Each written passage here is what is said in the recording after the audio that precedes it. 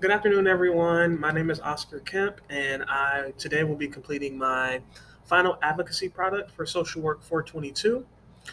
These advocacy products are meant to reflect the efforts that a social worker would take to promote a change in policy. And in my example, I chose immigration policy because it was an area that I did not know a lot about. And so, in this video, we will review the issue of the U.S. immigrant quota system with a specific focus on the maximum number of visas that are allowed to immigrants who are seeking to live and work in the United States. We will also go over some of the triggering events that have led me to kind of focus in on this issue. I also want to take a few moments and pay close attention to the history of America's immigration policy, and then cover federal efforts that President Biden is taking to conduct immigration policy reform.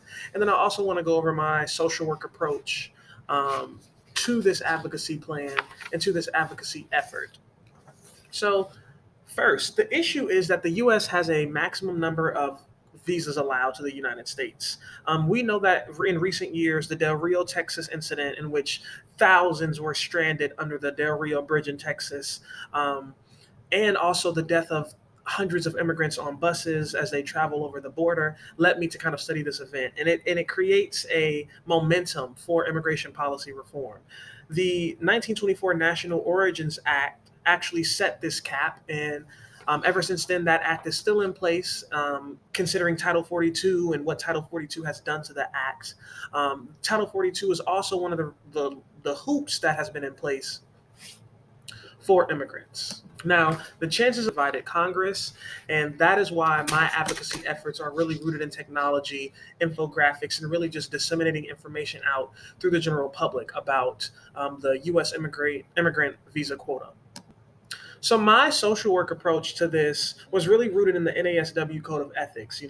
An appreciation and a value for human relationships, diversity, and difference.